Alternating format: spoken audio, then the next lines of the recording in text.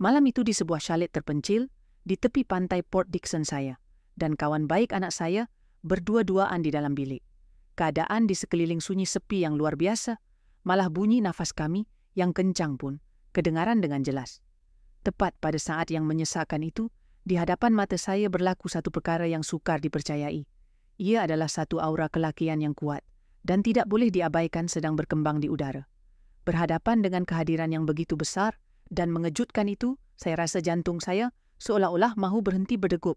Dan pada ketika itulah, melihat pemandangan di hadapan mata, akhirnya saya tersedar mengapa lelaki yang mempunyai pakej serba lengkap ini masih belum berkahwin sehingga kini. Saya memandangnya dengan perasaan terkejut dan gementar yang bercampur baur seluruh tubuh saya kaku, seolah-olah dibekukan. Dia pula dengan suara garau yang rendah dan penuh kerisauan bertanya kepada saya, "Adakah Puan benar-benar tidak kisah dengan keadaan begini? Ini mungkin akan menyusahkan Puan. Mengapakah seorang balu berusia 55 tahun sanggup datang ke homestay sebegini bersama kawan, baik anaknya yang 22 tahun lebih muda daripadanya sebagai pasangan lelaki dan wanita?" Sekarang saya akan ceritakan satu persatu. Kisah tentang seorang wanita yang sekian lama ditelan kesepian dan seorang lelaki yang memendam rahsia fizikal yang besar serta kisah takdir yang menyatukan mereka berdua. Sebelum cerita bermula secara rasmi, sila tekan butang subscribe dan like di bahagian bawah kanan video teks ini. Semuanya percuma, tetapi ia adalah sokongan terbesar buat kami. Sila sokong hasrat yang tak dimamah usia. Nama saya Puan Rahimah tahun ini, umur saya sudah 55 tahun. Jika dihitung sudah genap 3 tahun, saya menghantar arwah suami tercinta ke negeri abadi. Dia pergi kerana kanser hati.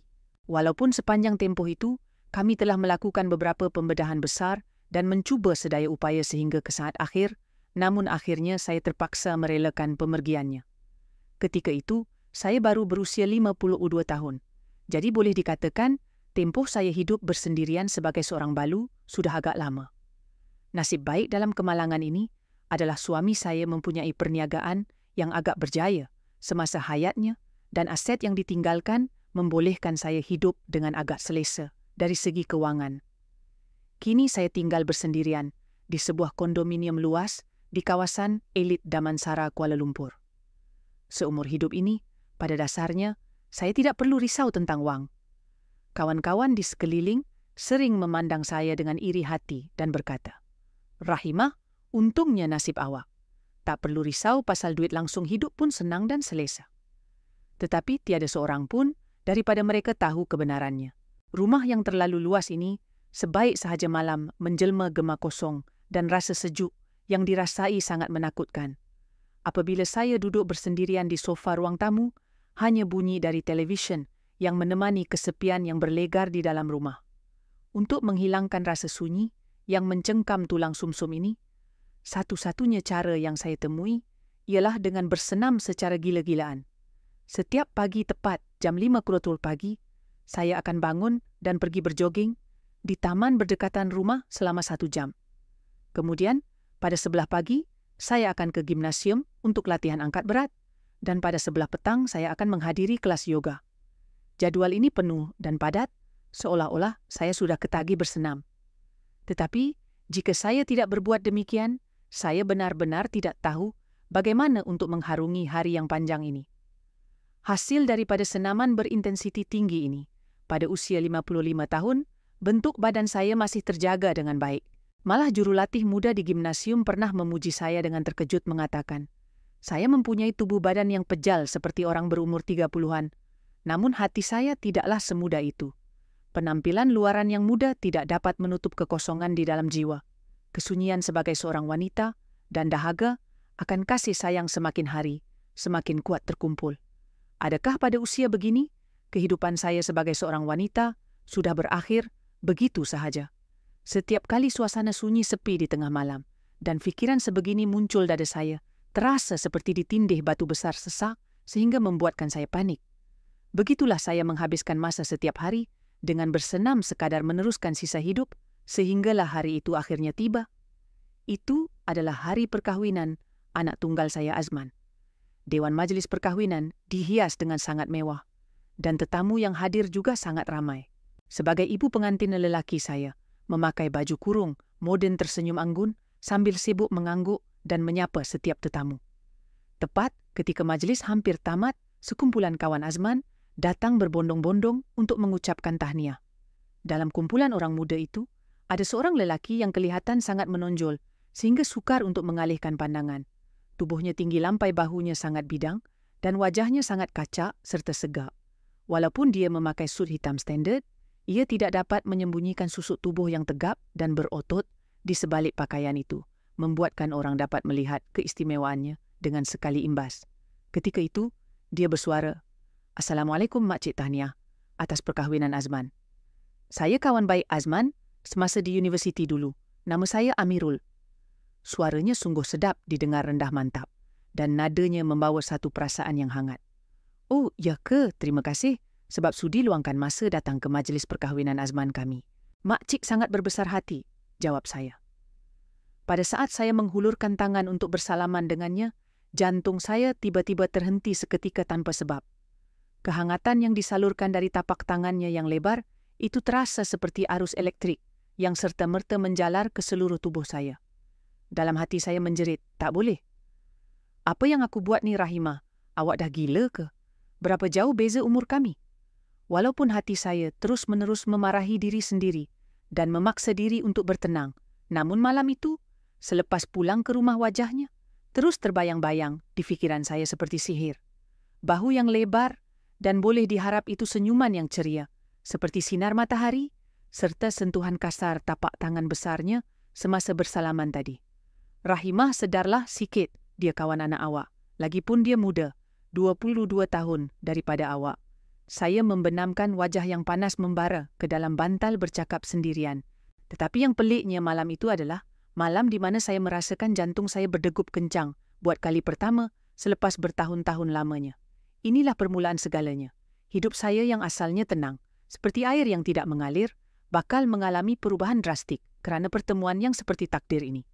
Sejak itu, bayangan Amirul tidak dapat diusir dari fikiran saya. Semasa berjoging di taman pada waktu pagi, semasa mengangkat berat di gym, dan semasa melakukan regangan yoga, pada sebelah petang wajahnya sentiasa muncul di hadapan mata.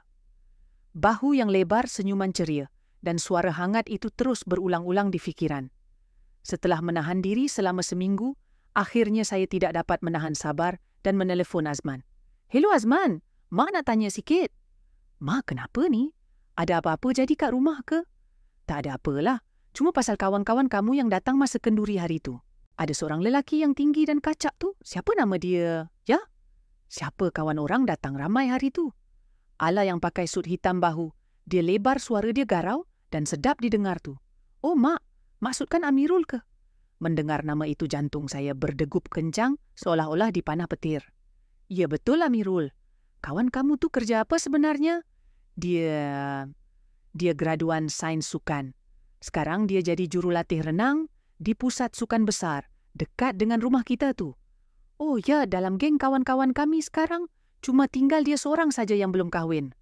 "Iya, kerupa dia begitu segak dan kacak macam mana boleh belum kahwin lagi? Dia memilih sangat ke?" Di hujung talian Azman, kedengaran agak berat, mulut nadanya menjadi pelik. "Pasal tu, susah saya nak cakap, agak rumit. Nanti ada peluang saya cerita kat Mak lah. Kenapa perangai dia ada masalah ke? Atau ada tabiat buruk? Bukanlah dia orang yang sangat baik. Cuma nak cerita pun rasa janggal. Aish, nantilah kita borak lagi." Selepas meletakkan telefon, fikiran saya menjadi semakin celaru. Mengapa dia satu-satunya kawan yang belum berkahwin? Kenapa Azman tidak sanggup menceritakannya?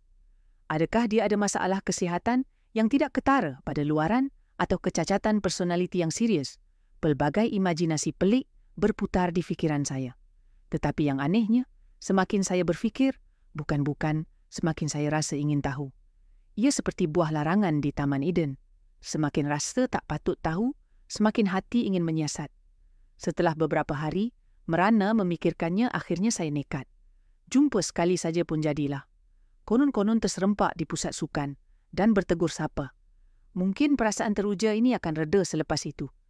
Pusat sukan yang Azman sebutkan itu tidak susah dicari. Ia terletak berhampiran rumah saya dan berskala besar. Suatu petang saya sengaja melencong lalu di situ. Melalui tingkap kaca besar dari luar saya mengintai ke dalam kolam renang.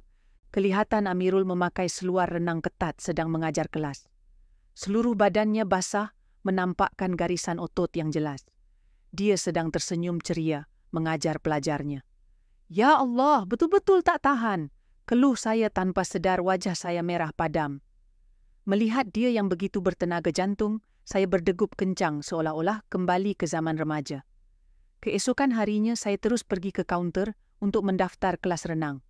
Saya nak belajar berenang. Ada tak kelas jurulatih peribadi personal trainer? Ada, Puan. Puan nak masa yang bila? Hari Selasa dan Khamis pukul 2 rutun petang.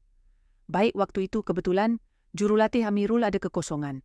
Semasa memegang borang pendaftaran dan melangkah keluar, saya rasa diri saya benar-benar sudah gila. Seorang balu berusia 55 tahun mendaftar belajar berenang semata-mata untuk melihat kawan anaknya. Tetapi saya sudah tiada jalan untuk berpatah balik dan saya pun tidak mahu berpatah balik. Pada kelas pertama, apabila saya memakai baju renang dan berjalan masuk ke kawasan kolam dengan agak malu-malu, Amirul terus mengenali saya. Ini bukan Makcik Rahimah ke yang jumpa masa kenduri hari itu? Ah, ya. Wah, kebetulan sungguh. Tak sangka kamu kerja kat sini. Ini sudah tentu satu pembohongan. Ini semua telah saya rancang dengan teliti. Tetapi Amirul tersenyum polos dan berkata dengan penuh semangat, wah, memang kebetulan sangat Makcik alang-alang. Dah ada jodoh jumpa sini, saya pasti akan ajar Makcik bersungguh-sungguh. Terima kasih, susahkan kamu saja, jurulatih Amirul. Sejak hari itu, 2 kali seminggu saya mula belajar berenang dengan Amirul. Pada mulanya, saya benar-benar hanya ingin belajar berenang dan melihat wajahnya sahaja. Saya fikir cukuplah sekadar menikmati keterujaan sementara ini, lama-kelamaan perasaan ini akan pudar. Tetapi seiring dengan berjalannya kelas sentuhan fizikal dan perbualan dengan Amirul, semakin banyak membuatkan hati saya terjerat semakin dalam dan tidak mampu melepaskan diri. Makcik, postur Makcik sangat standard. Dulu selalu bersenam ke? Makcik, biasa berjoging di taman setiap pagi dan pergi gym angkat berat juga. Wah, patutlah badan Makcik maintain elok je. Garisan otot pun cantik. Maaf, saya bukan bermaksud lain. Melihat wajahnya yang merah, menahan malu, sambil meminta maaf dengan tergesa-gesa, saya rasa dia sangat comel. Sejujurnya dipuji bentuk badan oleh seorang lelaki muda yang sasa hati saya sangat berbunga. Tak apa Makcik anggap itu satu pujian. Betul, bukan sekadar berbasa-basi. Dalam ramai-ramai ahli kami, jarang ada orang macam Makcik yang jaga badan sebaik ini. Semasa membetulkan postur di dalam air tangan, Amirul akan memegang lengan pinggang dan kaki saya. Suhu badannya yang dirasai melalui arus air serta sentuhan ototnya yang keras membuatkan saya khayal. Kalau dibiarkan begini, memang boleh terjadi sesuatu. Tetapi saya tidak mampu berhenti, malah semakin dahaga untuk mendekatinya. Selepas kelas kami secara semula jadi mula berborak. Dari topik senaman ke kesihatan hinggalah ke kehidupan seharian. Amirul, kenapa kamu nak jadi jurulatih renang? Dari kecil saya suka berenang. Bila dalam air, semua masalah dunia rasa macam hilang. Rasa tenang sangat. Makcik faham perasaan tu. Masa Makcik lari pagi pun rasa macam tu. Makcik tinggal seorang diri rasa sunyi tak? Soalan yang tiba-tiba itu membuatkan saya tersentak. Amirul memandang saya dengan tenang matanya, seolah-olah menyembunyikan sesuatu. Sunyi. Sangat sunyi. Ini kali pertama saya berterus terang kepada orang luar. Kekosongan selepas kehilangan suami, kesepian di rumah, tanpa penghuni dan keinginan sebagai seorang wanita. Saya pun, jawab Amirul perlahan, suaranya mengandungi sedikit rasa pilu. Saya pun rasa sangat sunyi. Selepas kelas itu, saya memberanikan diri bertanya, Amirul, Makcik selalu lari kat taman pagi-pagi. Nak join sekali tak? Betul ke boleh juga, saya pun suka jogging. Kalau macam tu, esok pagi pukul 6 betul jumpa kat taman dekat rumah Makcik ya? Boleh kita jumpa esok? Dalam perjalanan pulang jantung, saya berdegup kencang tanpa henti. Langkah kaki terasa ringan seperti mahu terbang. Tak sangka saya yang mulakan ajakan itu. Malam itu, saya membelik seluruh almari, pakaian mencuba setiap pasang baju sukan. Baju ni terlalu longgar, yang itu warnanya tak cantik. Akhirnya saya menempah satu set seluar sukan ketat baharu secara dalam talian jenis yang menonjolkan bentuk pinggul. Apa yang aku buat ni? Walaupun bertanya kepada diri sendiri, saya tidak boleh berhenti.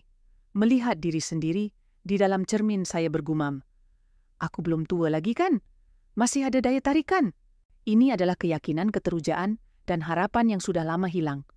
Keesokan paginya memakai seluar ketat yang baru dibeli dan berdiri di hadapan cermin perasaan saya bercampur baur antara takut dan teruja. Pukul 6, tepat Amirul. Muncul tepat pada masanya di pintu masuk taman. Dia memakai baju T lengan pendek kelabu dan seluar pendek hitam. Cahaya matahari pagi menyinari lengannya yang berotot penuh dengan tenaga lelaki. "Selamat pagi, Makcik." Melihat senyumannya yang ceria, hati saya sekali lagi bergelora.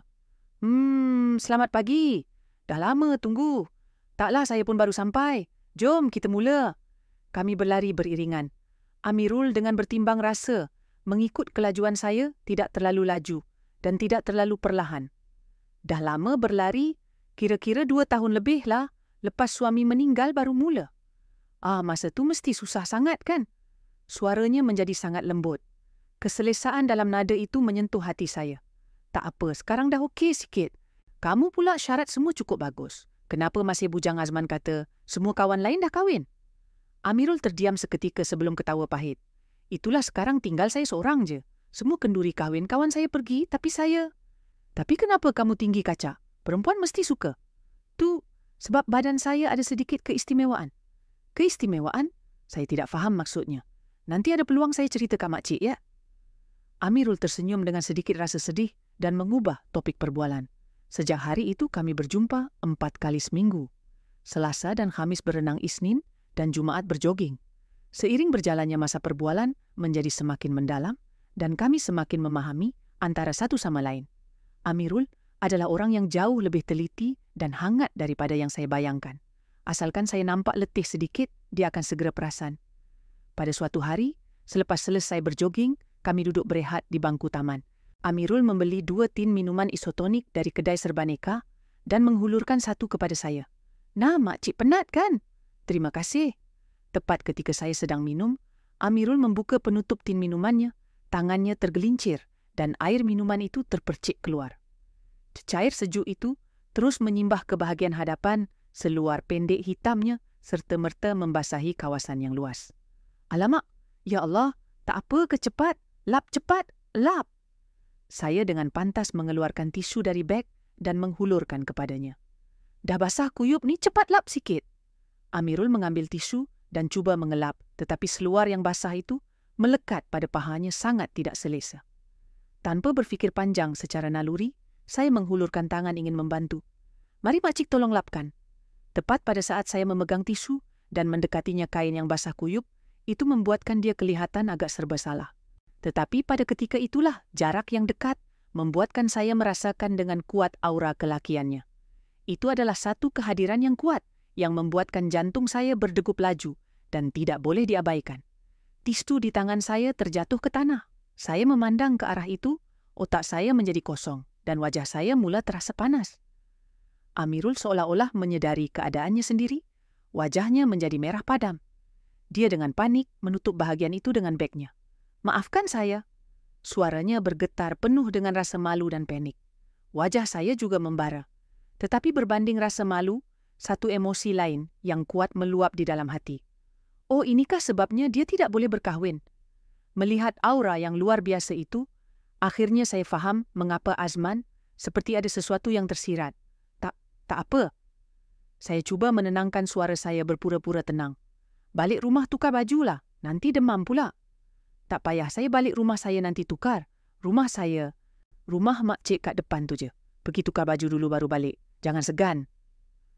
Saya secara proaktif menghulurkan tangan dan menarik Amirul bangun. Pada ketika itu, satu kesunyian yang aneh mengalir antara kami berdua. Tangan saya digenggam oleh tapak tangannya yang besar. Kami berbalas pandangan tanpa kata. Lelaki ini mungkin akan mengubah hidup saya. Ini adalah firasat saya, dan firasat ini tidak salah. Dalam perjalanan pulang ke rumah, kami tidak bercakap sepatah pun. Amirul dengan kekok menutup badannya dan berjalan menunduk. Saya pula berusaha menenangkan jantung yang berdegup kencang. Membawa kawan anak balik ke rumah. Aku mesti dah gila, tapi langkah kaki saya semakin laju, seolah-olah takut saya akan menyesal. Sebaik sahaja masuk ke rumah Amirul bertanya dengan berhati-hati, "Betul ke tak apa ni? Macam mengganggu sangat je." "Tak apa, masuklah." melihat belakang badannya, menanggalkan kasut di ruang tamu. Hati saya berfikir sekarang kalau nak menyesal, masih sempat halau saja dia balik. Tapi mulut saya berkata, dalam bilik ada baju arwah suami makcik. Makcik pergi ambilkan untuk kamu tukar. Ah, baiklah, terima kasih. Amirul duduk di sofa ruang tamu. Saya masuk ke bilik tidur utama dan membuka almari.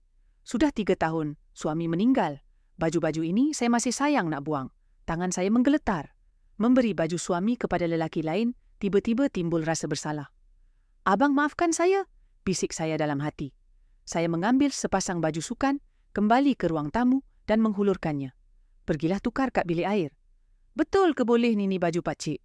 Tak apa simpan pun buat apa. Kalau boleh pakai-pakailah. Selepas Amirul masuk ke bilik saya, tinggal sendirian di ruang tamu. Jantung berdegup macam nak meletup. Mendengar bunyi dia menukar pakaian saya, menampar pipi sendiri dengan kuat. Sedarlah sikit, tapi tak ada gunanya. Sekejap kemudian Amirul keluar. Memakai baju suami saya, dia kelihatan agak janggal, tetapi entah kenapa nampak sesuai. Duduklah, minum air sikit bagi tenang. Baik, terima kasih. Kami duduk sebelah menyebelah di sofa bahu, hampir bersentuhan. Makcik pasal tadi tu saya betul-betul minta maaf. Kurang ajar sangat rasanya Amirul memulakan bicara. Tak apa, kamu kan lelaki. Tindak balas fisiologi tu normal lah. Bukan, saya memang ada masalah. Suara Amirul bergetar, seolah-olah mengumpul keberanian yang besar. Masalah apa? Makcik kan pernah tanya kenapa saya tak kahwin. Saya menahan nafas memandangnya. Dulu saya ada kawan perempuan selama 5 tahun, malah dah bincang nak kahwin. Tapi, Amirul meletakkan cawan berkata dengan sukar, sebab saya terlalu kuat dalam hal itu. Bekas teman wanita saya selalu rasa terbeban. Walaupun kami saling mencintai, tapi bila bab intim, kami tak pernah capai keserasian jiwa dan raga. Dia rasa cinta saya terlalu berat, terlalu menekan, sampai dia tak boleh bernafas. Akhirnya dia minta putus. Suaranya penuh dengan rasa tidak berdaya dan rendah diri. Sejak itu saya tak berani dekati sesiapa. Takut menyakiti orang lagi. Semua orang ingat lelaki yang gagah tu membanggakan. Tapi bagi saya ini satu sumpahan. Ini kali pertama saya melihat luka di hati Amirul. Luarannya nampak gagah tapi hatinya begitu rapuh. Tanpa sedar saya menggenggam tangannya. Amirul, makcik saya cakap jujur. Dia mengangkat kepala memandang saya dengan pandangan yang tajam. Saya sebenarnya dah lama simpan perasaan kat makcik. Sejak nampak makcik, masa kenduri hari tu, jantung saya terhenti sekejap. Saya tahu ni mengarut. Beza umur jauh lagi-lagi mak ibu kawan saya. Tapi saya tak boleh kawal. Amirul, bila bersenam dan berborak dengan makcik layan saya macam orang biasa. Perasaan tu sangat best. Bukan simpati, bukan pandangan pelik. Matanya bergenang air mata. Boleh tak bagi saya peluang? Saya nak kenal makcik dengan perlahan-lahan. Air mata saya juga mengalir. Kesepian selama 3 tahun ini, perasaan sebagai seorang wanita yang telah dilupakan, semuanya meluap keluar saat ini. Sebenarnya, makcik pun selalu fikirkan kamu. Ayat itu terpacul keluar dari mulut saya. Makcik tak tahu ni salah atau tak, tapi bila tengok kamu baru makcik rasa diri ni hidup. Amirul menggenggam erat tangan saya. Makcik tak takut ke? Sebab badan saya yang macam tu? Takut. Sejujurnya makcik takut. Saya mengangguk. Tapi yang peliknya makcik tak rasa nak lari. Kami saling merenung. Wajah perlahan-lahan mendekat. Tepat ketika bibir hampir bersentuhan. Ding dong, bunyi loceng pintu. Berbunyi seperti siren amaran. Kami terpisah seperti terkena renjatan elektrik. Dua-dua terpaku. Siapa? Saya melihat interkom. Peluh sejuk mengalir. Tu Azman? Tunggu sini sekejap. Saya memandang Amirul dengan panik. Macam mana ni Tu Azman? Saya nak sembunyi kat mana? Tak boleh kalau kena tangkap lagi teruk. Buat biasa je. Selepas menarik nafas panjang, saya membuka pintu. Azman, kenapa datang tiba-tiba? Hai mak saja lalu nak ajak mak makan tengah hari. Azman berjalan masuk ke ruang tamu dan ternampak Amirul duduk di sofa. Amirul, kau buat apa kat sini? Azman. Amirul berdiri sambil tersenyum keko. Terserempak kat taman aku tak sengaja kotorkan baju. Mak kau baik hati pinjamkan baju untuk aku tukar. Saya pun cepat-cepat menyampuk. Air tumpah tadi. Mak ambil baju arwah ayah kamu bagi dia pinjam. Azman memandang kami dengan curiga. Tetapi nampaknya tidak menemui sebarang kepincangan. Oh, macam tu ke? Tapi kau pun takkan tak segan sikit dengan mak aku. Itulah. Suasana menjadi kekok yang amat sangat. Azman makan tengah hari tu lain kali lah ya. Hari ni mak ada janji dengan orang. Ada janji dengan siapa? Latifah lah. Saya menipu cuma nak suruh dia cepat pergi. Oh okey, kalau macam tu saya balik dululah. Amirul nanti Roger. Okey. Selepas Azman pergi saya dan Amirul menghela nafas lega. Nasib baik, gumam Amirul. Ya, walaupun selamat tapi suasana dah hilang. Saya balik dululah. Baiklah. Semasa menghantarnya ke pintu, saya memegang tangannya perlahan. Amirul, kita perlahan-lahan ya. Jangan terburu-buru. Baik, makcik. Saya pun nak hargai perasaan ini. Selepas Amirul pergi, saya terduduk di sofa. Kalau tadi tiada orang tekan loceng apa yang akan terjadi, saya menyentuh bibir hati tiba-tiba rasa kesal. Malam itu saya tak boleh tidur. Luahan perasaan Amirul ciuman yang hampir terjadi dan rahsia tubuhnya yang mengejutkan itu. Mampukah saya menanggungnya pada usia begini? Rasa takut, ada rasa teruja pun ada. Telefon berbunyi. SMS daripada Amirul. Makcik terima kasih untuk hari ini. Dapat cakap isi hati rasa lega sangat. Saya nak temani makcik dengan perlahan dan berhati-hati. Selamat malam. Hati saya kembali berdegup. Saya membalas, saya pun. Terima kasih, rehatlah awal Amirul. Begitulah kami memulakan hubungan sulit ini. Di permukaan sebagai jurulatih dan pelajar di belakang tabir hati semakin rapat. Semasa kelas renang tangannya, yang membetulkan postur saya menjadi lebih lembut dan hangat. Makcik tangan lurus sikit, macam ni? Di dalam air renungan, mata kami penuh dengan arus elektrik. Jogging pagi pun berterusan. Kami berborak di bangku taman, itulah masa paling bahagia dalam hari saya. Makcik makin lama makin cantiklah. Mengarutlah dah tua bangka ni. Betul makcik nampak cantik sangat sekarang. Kata-kata ini membuatkan saya rasa kembali menjadi seorang wanita. Sebulan kemudian, Amirul memberi satu cadangan. Makcik, sampai bila kita nak sembunyi macam ni? Jom pergi bercuti. Saya memandang wajahnya yang serius. Pergi mana? Port Dickson. Kat sana ada chalet yang sunyi dan tenang. Kita pergi sana tak perlu peduli pandangan orang lain. Cuma kita berdua. Jantung berdegup kencang. Port Dickson. Bermalam berdua. Saya tak paksa buat apa-apa. Cuma nak jalan-jalan tepi pantai dengan makcik luangkan masa dengan tenang. Nanti makcik fikirkan. Malam itu saya berfikir panjang. Kalau pergi hubungan ini akan berubah sepenuhnya. Kalau tak pergi, mungkin ini peluang terakhir dalam hidup saya untuk merasai kehangatan cinta. Saya bertanya kepada kawan saya Latifah, kalau jatuh cinta dengan lelaki yang beza, umur jauh macam mana? Beza berapa? 20 tahun lebih. Latifah walaupun terkejut, dia berkata, Rahimah, hidup cuma sekali. Asalkan tak menyesal buat sajalah. Kata-kata itu memberi saya kekuatan. 3 hari kemudian saya membalas mesej Amirul. Baik, jom, kita pergi Port Dickson. Pada hari Jumaat itu, saya membawa bagasi menuju ke stesen. Dalam kereta api menuju ke arah selatan, sebelum menaiki teksi ke Pidi, kami duduk sebelah menyebelah, melihat pemandangan di luar tingkap berubah dari bandar ke desa. Gementar tak? Tanya Amirul. Gementar sangat. Dia senyap-senyap menggenggam tangan saya. Kehangatan itu menenangkan saya.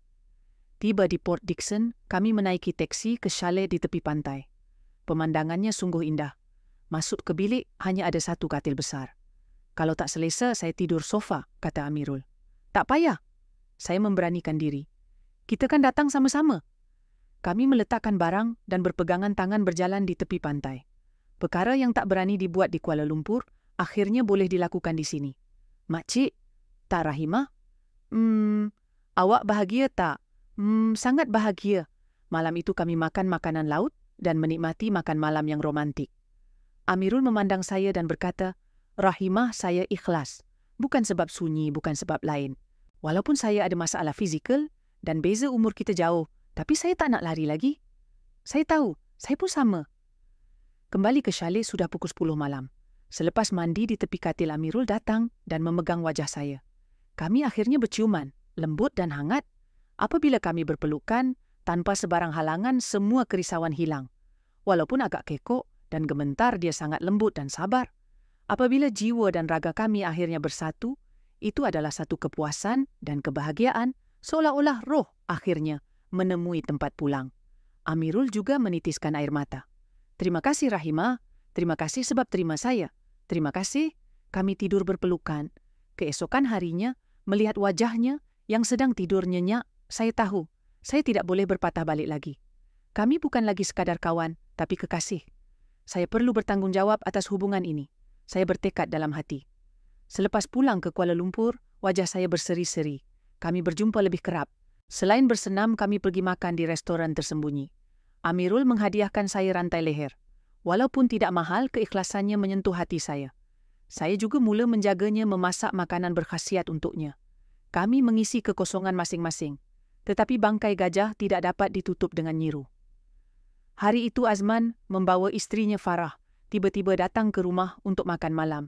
Saya sibuk di dapur. Farah di ruang tamu ternampak resit di atas meja. "Mak, resit Khalid kat Port Dickson ni? Apa cerita? 2 minggu lepas." Hati saya tersentak.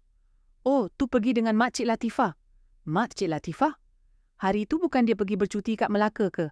Saya nampak dia check-in kat Facebook. Farah menyoal dengan tajam. Ketika ini Azman juga rasa ada yang tak kena. Mak-mak pergi dengan siapa sebenarnya? Kawan jelah? Lagipun Khalid ni khas untuk pasangan kekasih. Farah menambah bara. Tepat pada masa itu, telefon di atas meja menyala. Mesej daripada Amirul. "Rahimah malam ni, nak makan sama-sama tak rindu sangat ke awak?" Azman ternampak nama penghantar ialah Amirul. "Mak dengan Amirul?" Azman memandang saya dengan terkejut. "Betul ke ni mak dengan orang yang saya fikir tu?" Azman dengar dulu. "Apa mak pergi Port Dickson bercuti dengan kawan anak mak yang 22 tahun lebih muda duduk calik, kekasih?" Azman menggeletar menahan marah. Farah berkata dengan dingin, "Mak dah gila ke tu kawan anak mak kot? Lagipun dia mesti nak kikis duit mak." "Bukan, dia ikhlas. Ikhlas. Seorang jurulatih renang dengan balu kaya. Apa keikhlasan yang ada? Mesti dia nak goyang kaki 20 tahun. "Diam, kamu semua tak faham," jerit saya. "Kami tak faham. Mak sedarlah sikit boleh tak?" Ketika sedang bergaduh besar, loceng pintu berbunyi. Amirul datang. Dia datang untuk menjemput saya makan. Azman meluru membuka pintu. "Li Amirul, Azman kenapa kau? Kau ni jantan tak guna berani. Kau kacau mak aku." Azman mencengkam kolar baju Amirul. "Bukan macam tu Azman. Aku betul-betul cintakan Rahimah." "Cinta apa benda kau cintakan duit dia kan? Berhenti." Saya meluru memisahkan mereka. Ruang tamu kucak-kacir. Azman tercungap-cungap menuding jari ke arah Amirul, kemudian memandang saya. "Mak, sekarang mak pilih. Nak lelaki ni atau nak anak mak? Kalau mak pilih dia, saya putus hubungan anak beranak. Harta pun saya tak nak. Lepas ni, jangan harap jumpa saya lagi." Melihat pandangan nekat anak sendiri, kemudian melihat wajah terluka. Amirul, hati saya bagai dihiris sembilu. "Amirul!" Suara saya bergetar. "Maafkan saya." Amirul memandang saya, matanya menjadi redup. "Kita berhenti sampai sini sajalah Rahimah. Saya tak boleh tengok hidup awak hancur. Tak boleh biarkan awak hilang anak." "Maafkan saya? Betul-betul minta maaf?" Saya menangis teresa-esa. Amirul dengan mata merah mengangguk. "Saya faham. Kalau ini keputusan awak." Dia menundukkan kepala. "Sepanjang masa ni saya sangat bahagia. Terima kasih. Saya pun doakan awak sihat." Amirul berpaling dan pergi. Saat pintu lift tertutup, saya rasa hati saya juga sudah mati. Selepas anak dan menantu pulang, saya menangis sepanjang malam di rumah yang kosong. Melihat gambar kami berdua di dalam telefon sakitnya hingga sesak nafas. Seminggu selepas putus, saya hidup seperti mayat hidup.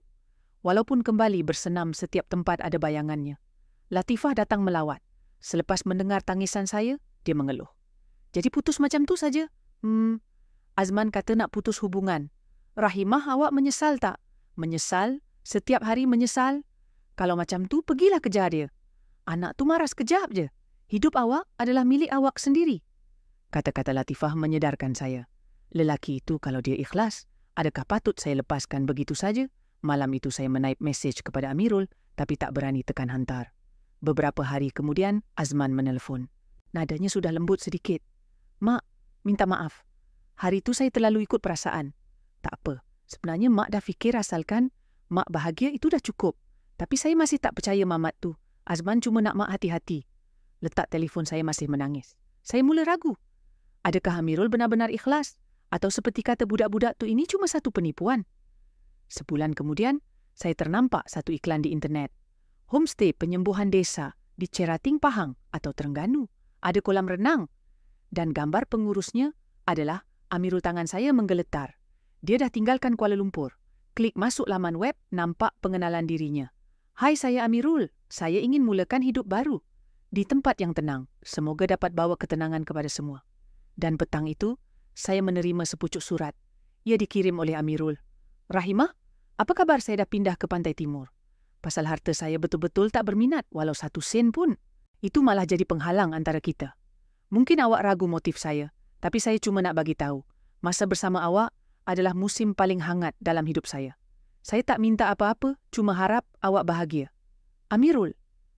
Membaca surat itu, air mata saya bercucuran. Dia ikhlas. Saya memang bodoh. Ketika itu saya teringat kata-kata Latifah. Masa tidak menunggu sesiapa. Apa yang saya ingat bukan lagi musim hangat, tapi saya mahu habiskan sisa hidup bersamanya. Keesokan paginya saya mengeluarkan bagasi. Azman datang. Mak nak pergi mana? Cereting. Cereting?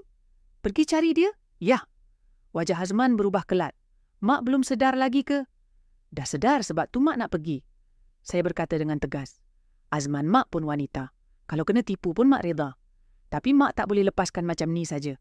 Kalau kamu risau pasal harta, semua mak bagi kat kamu. Mak cuma nak dia.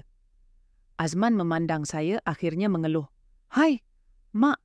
Kalau mak dah nekat macam ni, pergilah. Terima kasih, nak. Saya menaiki kereta menuju ke Cerating. Melihat pemandangan luar bertukar hati berdebar-debar. Tiba di destinasi saya, terus ke homestay tersebut. Tempat itu sunyi dan cantik. Di halaman Amirul sedang memegang penyapu, membersihkan tepi kolam renang. Amirul! Dia menoleh. Penyapu di tangannya terjatuh ke tanah. Rahimah, awak, macam mana? Saya datang cari awak. Saya dah dapat surat tu. Maafkan saya lambat. Mata Amirul merah berjalan perlahan ke arah saya. Azman, dia cakap biarlah saya datang. Saya pun dah fikir masak-masak. Saya melepaskan bagasi dan berjalan ke arahnya. Boleh tak kita mula semula? Mestilah boleh. Dia memeluk saya erat. Saya ingat takkan jumpa awak lagi. Kami masuk ke homestay. Melihat semua yang dihias dengan tangannya sendiri. Tempat ni best sangat. Rahimah, saya tak nak duit awak. Asalkan kita bersama aja. Saya tahu. Saya akan teman awak uruskan homestay ni. Sama-sama boleh? Betul ke? Awak sanggup tinggalkan Kuala Lumpur? Asalkan ada awak. Malam itu, di bawah cahaya bintang di pantai timur, kami bersatu semula. Lebih mendalam dan mengasyikkan berbanding di Port Dickson. Keesokan paginya melihat pemandangan bukit di luar tingkap, dan dia yang tidur nyenyak di sisi saya rasa ketenangan yang belum pernah dirasai. Inilah kehidupan yang saya mahukan. Seminggu kemudian, saya balik ke Kuala Lumpur untuk uruskan hal-hal dan rasmi berpindah ke Cerating. Azman dan Farah walaupun masih risau sikit, tapi mereka hormati keputusan saya. Mak bahagialah ya? Ya, Mak akan bahagia. Sekarang sudah 1/2 tahun berlalu. Kami mengusahakan homestay kecil ini di pantai timur. Pagi-pagi bersihkan kolam sama-sama petang, layan tetamu malam pegang tangan jalan-jalan. Walaupun kadang-kadang orang kampung berbisik-bisik cakap pasal beza umur kami. Tapi Amirul sentiasa genggam tangan saya erat senyum dan cakap, Rahimah, saya cintakan awak. Saya pun cintakan awak, Amirul. Inilah kisah saya. Balu, 55 tahun, jatuh cinta dengan kawan anak yang muda, 22 tahun. Ada orang kata saya gila. Ada orang kata saya kena tipu, tapi saya sikit pun tak menyesal. Berbanding, hidup sunyi tua seorang diri. Sebab kisah pandangan orang saya pilih untuk berani bercinta. Kalau anda apa pilihan anda? Jika anda berdepan pilihan sebegini, adakah anda akan ikut suara masyarakat atau ikut kata hati sendiri? Jemput komen di bawah, beritahu saya. Rupa bentuk cinta tidak sepatutnya ditentukan oleh umur atau pandangan duniawi. Rahimah dan Amirul dalam cerita ini pernah melepaskan tangan masing-masing kerana ketakutan, tetapi kerana dahagkan kebahagiaan mereka, temui semula arah tuju. Mungkin setiap daripada kita pernah jadi macam Rahimah hidup dalam harapan orang lain berlakon. Jadi ibu yang sempurna, isteri yang sempurna, tapi terlupa nak jaga diri sendiri yang jauh di sudut hati, inginkan kasih sayang. Pilihan Rahimah memberitahu kita separuh masa kedua, kehidupan tidak sepatutnya hidup hanya demi menjaga air muka. Tetapi harus jujur berdepan dengan suara hati. Keberanian sebenar bukan melawan dunia, tetapi menerima diri sendiri yang sebenar dengan lembut dan memimpin tangan orang yang mampu menenangkan jiwa kita. Dari pantai Port Dickson yang bergelora hingga ke matahari terbenam yang tenang di Cerating, kini mereka membuktikan asalkan dua hati saling bergantung mampu mengharungi segala ribut taufan di luar. Tidak kira berapa umur anda sekarang, dalam persekitaran apapun anda berada, percayalah hak untuk mengejar kebahagiaan sentiasa ada di tangan anda sendiri. Semoga Anda juga di satu persimpangan hidup nanti dapat bertemu dengan orang yang sudi menemani Anda mengharungi setiap musim dan menghangatkan hidup Anda. Terima kasih kerana mendengar. Sila ingat untuk subscribe saluran Hasrat yang Tak Dimamah Usia. Kita jumpa lagi nanti.